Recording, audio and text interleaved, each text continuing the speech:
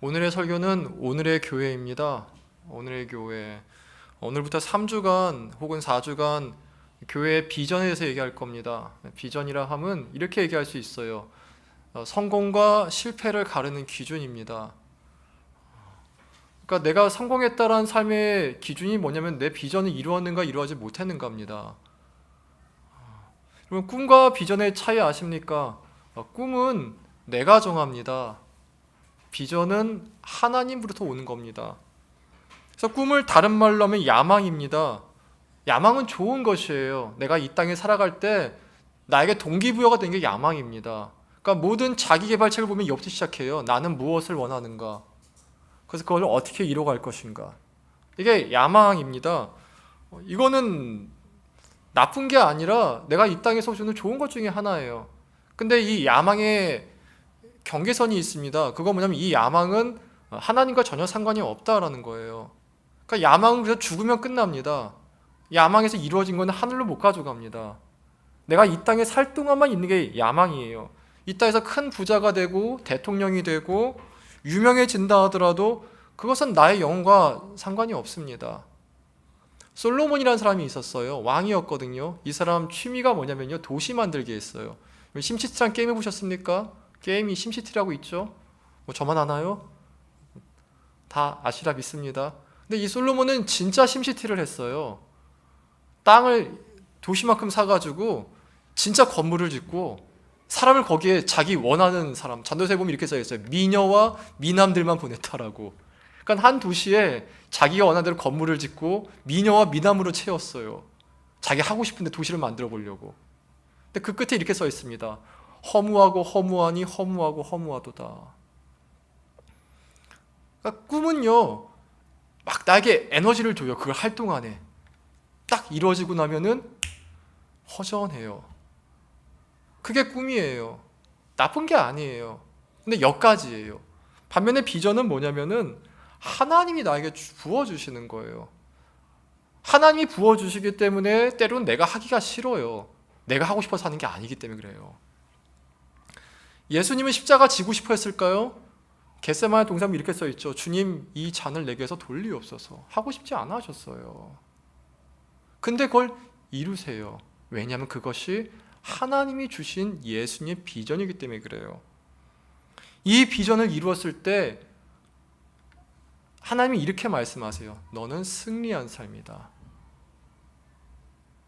자, 요한복음 13장 31절 읽어볼게요. 다시 한번 다같이 읽습니다. 그가 나간 후에 지금 인자가 영광을 받았고 하나님도 인자로 말미암아 영광 받으셨다. 그가 누구냐면 가룟 유다입니다. 가룟 유다가 예수님을 팔러 나갔을 때예요. 이제 약 6시간 뒤면은 예수님은 6시간 동안 무지막지한 아픔을 겪고 십자가에 매달리셔야 됩니다. 굉장히 고통의 시작이죠. 근데 뭐라 말씀하세요? 그 고통의 시작 이렇게 말씀하세요. 인자가 영광을 받았다. 그 시간이 예수님의 영광의 시간이래요. 더 이렇게도 말씀하시죠. 하나님도 인자로 말미암아 영광을 받으셨도다. 예수님이 하고 싶지 않은 그것을 해야 되는데 인자가 영광을 받은 시간이었고 성부 하나님도 영광을 받은 시간이기 때문에 그래요. 왜 그렇습니까? 예수님의 삶의 영광과 영광 아닌 것을 가르는 기준이 십자가이기 때문에 그래요. 예수님의 삶의 성공과 실패를 가르는 기준이 십자가 지는 것이었어요. 만일 예수님께서 십자가를 지지 않고 모든 나라를 정복하고 모든 사람의 존경을 받고 모든 사람을 치유하고 심지어 모든 사람이 하나님을 믿게 되었다 할지라도 예수님이 십자가를 지지 않았으면 예수님의 삶이 실패한 삶이라고 얘기할 수 있어요. 왜냐하면 그때 하나님이 영광받았기 때문에 그래요. 이것을 한번 우리에게 적용시켜 봅시다. 여러분, 승리한 성도가 뭘 것 같습니까? 한 목사로 목사도 성도니까 한번 얘기해 보겠습니다. 한 목사님이 계십니다. 그런 진짜 있는 건 아니고 그냥 가상을 해보겠습니다. 이 목사님이 주식을 기가 막히게 잘해요. 다 꽂으면 다 우상향 올라가요. 또 타이밍 기가 막히게 알아가지고 딱 빠질 때 딱 알아요. 2007년에 비트코인을 시작한 목사님이에요.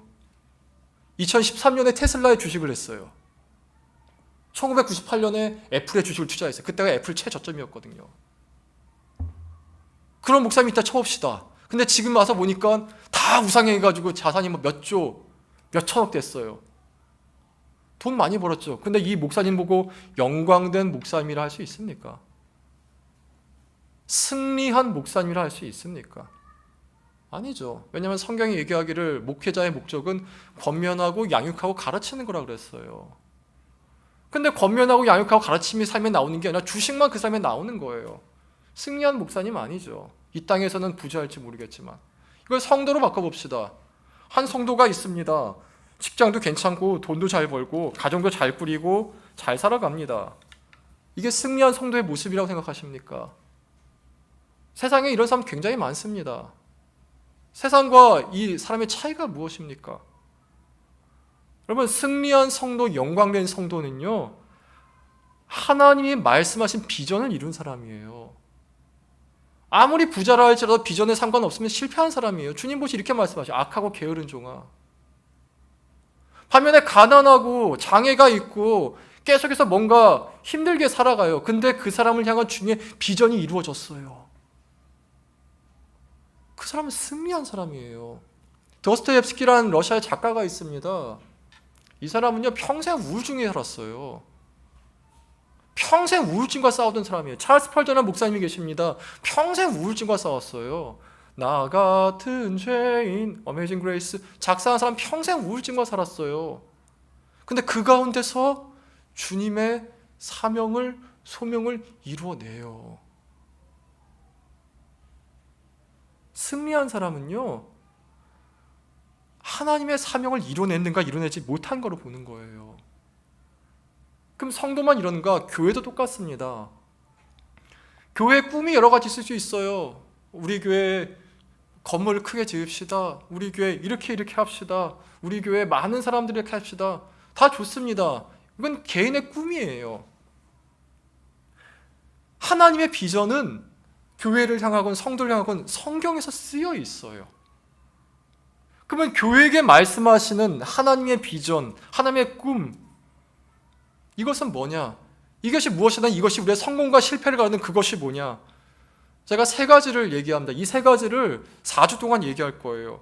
이 세 가지는 또한 한 가지이기도 하고 이 한 가지는 또한 세 가지이기도 한 것이에요. 세 가지는 바로 이겁니다. 자, 다음 슬라이드요. 한번 다 같이 읽어보겠습니다. 사랑, 성숙, 나눔입니다. 우리는 사랑을 추구할 겁니다. 우리는 성숙함을 추구할 거예요. 우리는 나눔을 추구할 것입니다. 우리 교회가 어떤 모습이든 간에 여기서 길을 잃지 않았으면은 제가 단언컨대 우리는 승리한 교회입니다. 그러나 우리가 건물을 사고 사람이 1000명, 10,000명이 되고 우리가 모든 것을 가져가지고 모든 것이 있다 할지라도 이것이 잃어버렸다면은 우리는 패배한 교회예요. 오늘은 첫 번째로 사랑을 얘기해 보려고 합니다. 먼저 요한복음 13장 34절을 읽어볼게요. 다 같이 읽습니다. 새 계명을 너희에게 주노니 서로 사랑하라.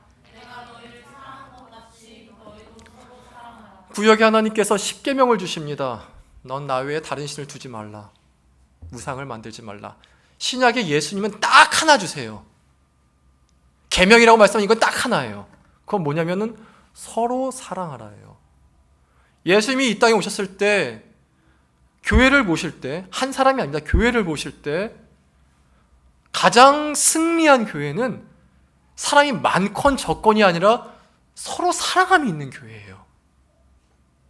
예배가 얼마나 훌륭하냐, 얼마나 구제를 많이 했냐, 얼마나 목사님이 훌륭하냐, 얼마나 성도가 깨어있느냐, 얼마나 다음 세대를 많이 키웠느냐, 그게 아니라 예수님이 이 땅에 오시면 너희는 서로 사랑했니? 이거 물어보실 거예요.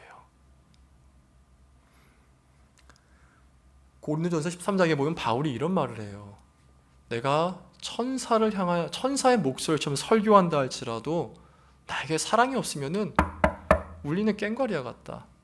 내 믿음이 산과 같이 커서 너무나 크고 내 지식이 하늘같이 높아서 땅에 하늘 끝에 닿았다 할지라도 나에게 사랑이 없으면 이렇게 얘기합니다. 나는 아무것도 아니다. 내가 내 모든 걸 다 팔아서 가난한 사람을 돕고 심지어 내 몸을 불살라서 그 희생을 한다 할지라도 나에게 사랑이 없으면은 나는 아무것도 안 한 거와 똑같다.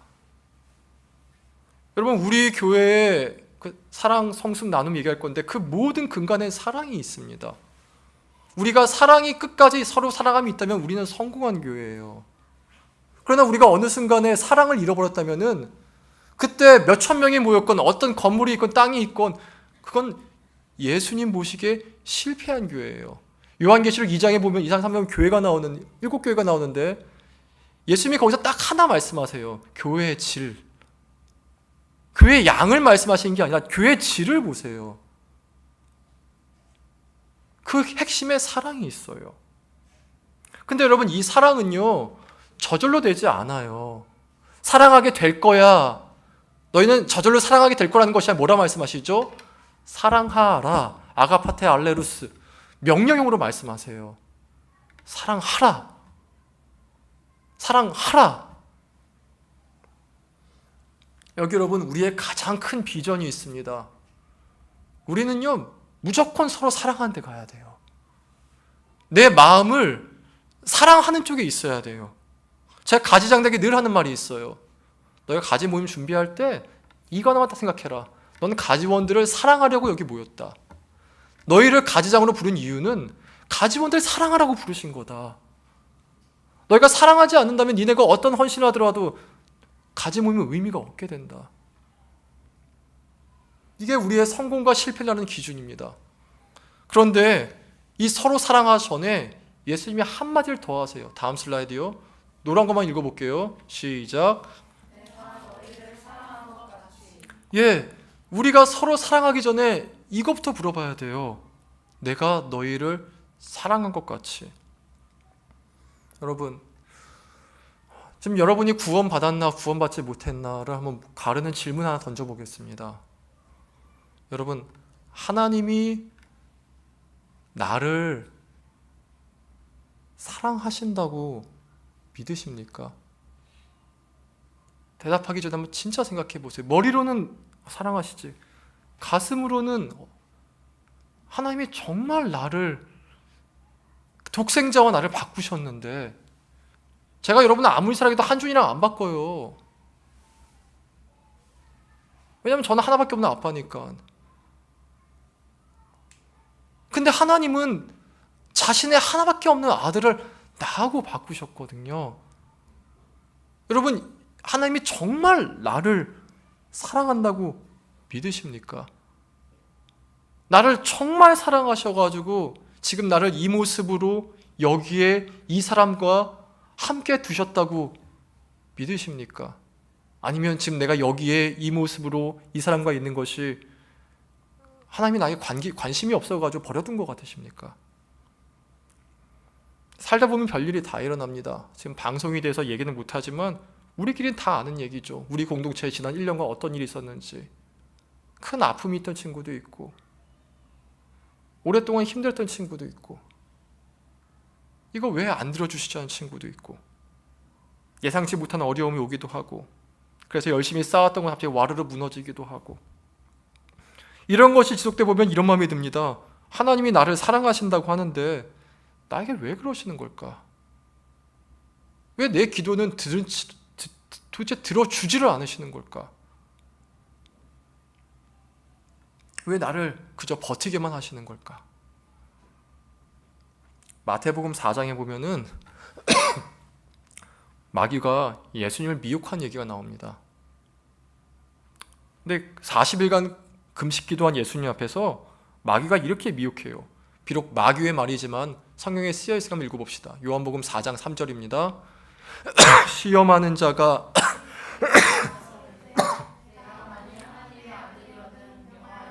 로 떡덩이가 되게 하라. 이거 이런 뜻이에요. 네가 하나님의 아들이라면서, 하나님의 아들이니까 너 지금 배고프잖아. 배고프면은 하나님이 네가 하나님께 간구할 때 너 떡 주실 거 아니야. 네가 그렇게 간구했는데, 네가 그렇게 떡이 필요한데 너희 하나님이, 너희 아버지가 너한테 떡 안 주시겠어? 그러니까 떡 구해봐. 떡 구해봐. 떡 구해봐. 지금 마귀의 미혹이 이거예요. 예수님 보고 네가 하나님의 아들이냐 아들이 아니냐를 떡 한 덩이에 도박해보라는 거죠. 떡 한 덩이로 확인해보라는 것이죠. 많은 경우에 우리는 마귀의 미혹이 있든 없든 간에 우리가 필요한 그것을 구합니다. 어떤 것은 주어지고 어떤 것은 주어지지 않죠. 그리고 주어지지 않았을 때 실망하게 돼요. 그리고 의문이 생겨납니다. 하나님이 날 정말 사랑하실까? 정말 사랑하실까? 남 얘기가 아니라 제 얘기를 좀 하겠습니다. 제가 5년 전에 한 대형 교회에서 쫓겨났습니다. 여러분, 목회자는 대출이 안 돼요. 그래서 집을 구할 방법이 사실 없어요. 제가 그때 37살 때였는데 첫째가 5살, 둘째가 1살. 갑자기 교회 쫓겨났어요. 그 추운 겨울에 제가 살 데도 없이 어디론가 가야 했어요. 살 집도 없었고 집을 구할 돈도 없었는데 쫓겨난 거죠. 더군다나 그렇게 쫓겨난 데는 제 실수나 죄 때문이 아니라 다른 문제 때문이었습니다. 나름 그 전 교회에서 청년부를 잘 마무리했다 생각했기 때문에 저는 인생의 계획을 이렇게 세웠어요. 이렇게 되면 이렇게 될 것이고 이렇게 되면 어느 순간 이렇게 되겠지. 근데 그걸 갑자기 한순간에 와르르르 무너져 버린 것이죠. 쫓겨나는 과정에서 온갖 잡일을 다하며 제가 깨서 하나님께 물었습니다. 하나님, 제가 왜 이렇게 됐죠? 하나님, 저를 버리신 건가요? 제가 목회를 하는 게 기쁘시지 않습니까? 저는 매일 묵상을 해서 기록을 하거든요. 그 기록 가운데 쓴 것을 보면은 온갖 분노가 다 항상 질문만 있어요. 하나님, 왜 저에게 무너뜨리신 거죠? 왜 제가 제 잘못된 이런 아픔을 겪어야 되는 거예요? 하나님, 저는 갈 데가 없어요. 하나님, 저는 아들과 딸 하나가 있어요. 그때 기록을 보면은 하나님 뭐라 말씀하신 게 있는데 제 심정이 그걸 받아들이지를 못해요. 왜냐하면은 내 안에 의심이 생겨난 거죠. 하나님이 날 사랑하시는 게 맞을까? 정말 사랑하시는 걸까? 그 가운데 개척을 해 사역을 했으니 그 마음이 어떻겠습니까? 얼굴은 웃고 있다 할지라도 속은 썩어 문드러져 가고 있었죠. 심정적으로는 나를 무너뜨린 하나님을 도저히 받아들일 수 없었어요. 그때 제가 어떻게 했냐면 이렇게 했어요. 더 열심히 하자. 더 철저하게 헌신하자. 내가 뭔가 잘못했으니까 하나님이 나를 치신 걸 거야. 내가 기도를 덜 잘했나 보다. 더 기도 많이 하자. 더 철저하게 헌신해보자. 왜냐하면 내가 뭔가 열심히 하지 않으면 하나님이 나를 혼낼 것 같았거든요. 여러분, 혹시 여러분 마음 가운데 지금 내가 더 열심히 하지 않아서, 내가 더 철저히 하지 않아서, 내가 더 헌신하지 않아서, 내가 워낙 부족해서, 내가 워낙 없어서 하나님이 나를 치신 건가? 라고 생각하고 있다면요, 이건 율법주의 하나님이에요. 여기는 하나님 사랑이 없어요. 여기서는 하나님이 날 사랑한다고 믿을 수가 없어요. 왜냐하면 이 하나님은 상과 벌밖에 없어요. 내가 잘하면 상을 주시고 못하면 벌을 주신 하나님.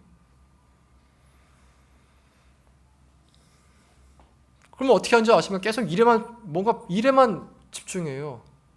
그러다 번아웃 되죠. 여러분, 이 생각부터 버려야 돼요. 이 생각부터 버려야 돼요. 이 생각이 버려야 나를 지금도 사랑하시는 하나님이 보여요. 하나님이 나를 사랑한다는 증거가 있습니까?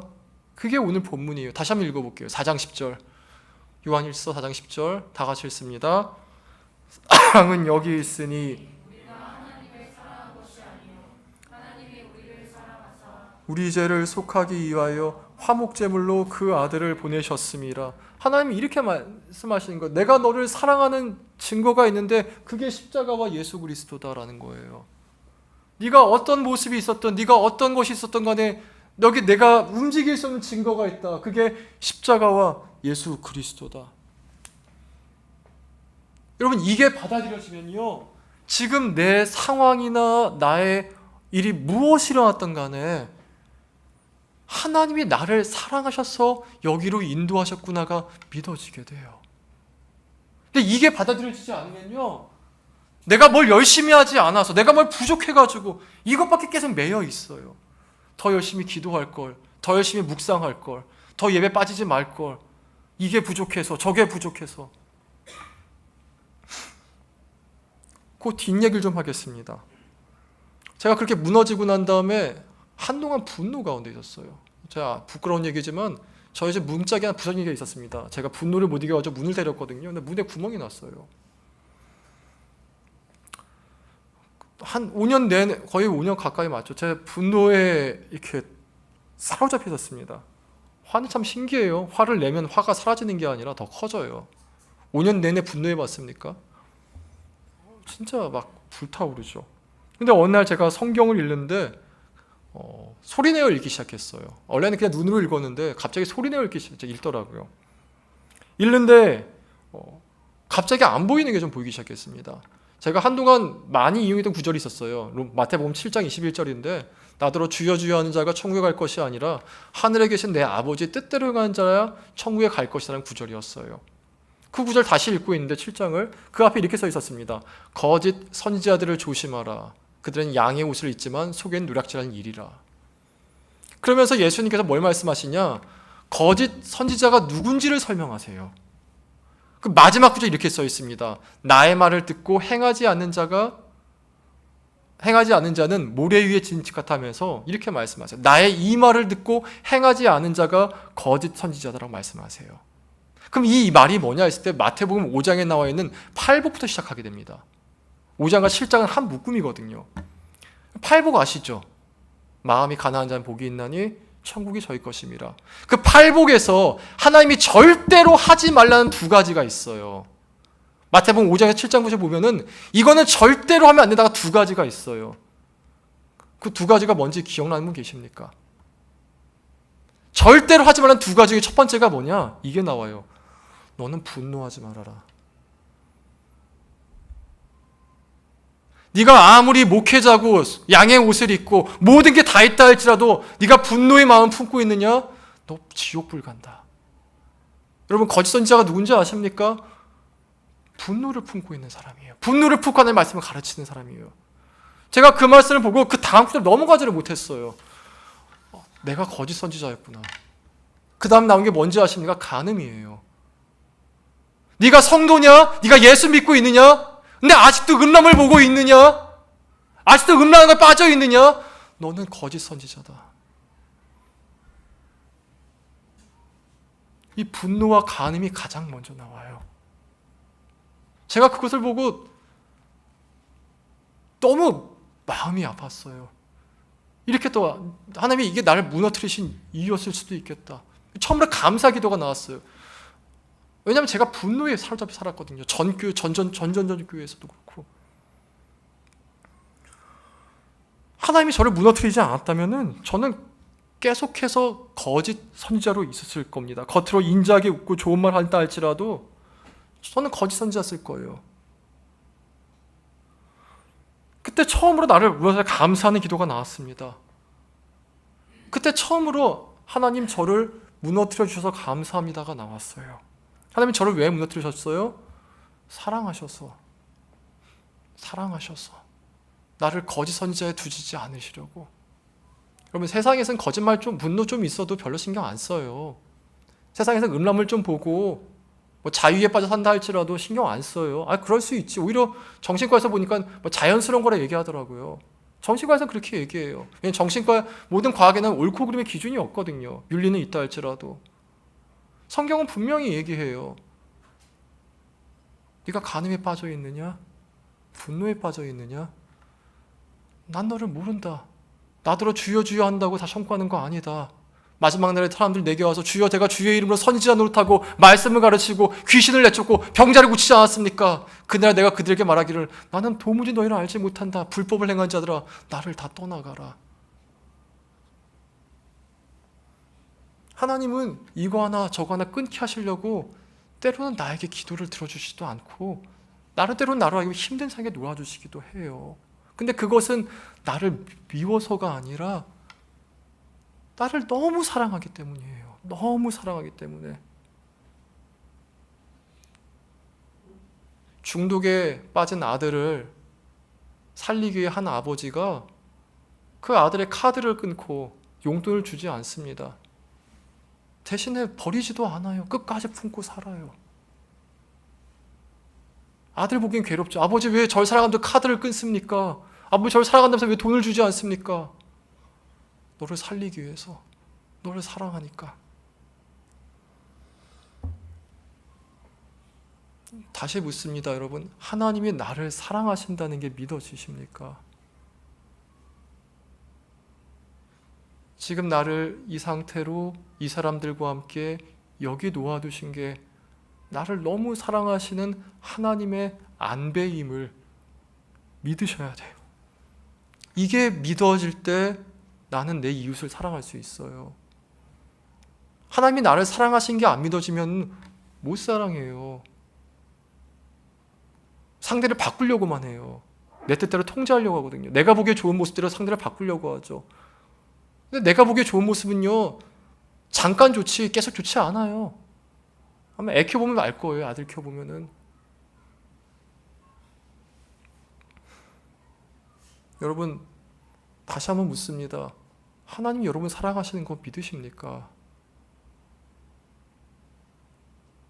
큰 확신 가운데 있으십니까? 이게 답을 찾지 못하면 우린 실패한 사람입니다. 우리가 아무리 교회를 40년, 50년 다니고 모태 신앙이라 할지라도 이게 안 믿어지면은 아무것도 못 믿어지는 거예요. 우리 비전의 첫 번째는 여기입니다. 우리가 먼저 그리스도의 사랑을 누려야 돼요. 지금 이 자리에서. 내가 누려야 돼요. 하나님 나 정말 사랑하시는구나. 하나님 나 정말 사랑하시는구나. 정말 사랑하시는구나. 나 정말 사랑하시는구나. 이게 누려져야 돼요. 그래야 다음 스텝으로 갈 수 있어요. 말씀을 맺겠습니다. 다시 한번 4장 10절을 읽어보겠습니다. 사랑은 여기 있으니 우리가 하나님이 우리를 사랑하사 우리 죄를 속하기 위하여 화목제물로 그 아들을 보내셨습니다. 사랑은 지금도 여기에 있어요. 지금도 여기에 있어요. 지금도 여기에 있어요. 이제 눈을 감아 보겠습니다. 제가 다시 한번 읽어드릴게요.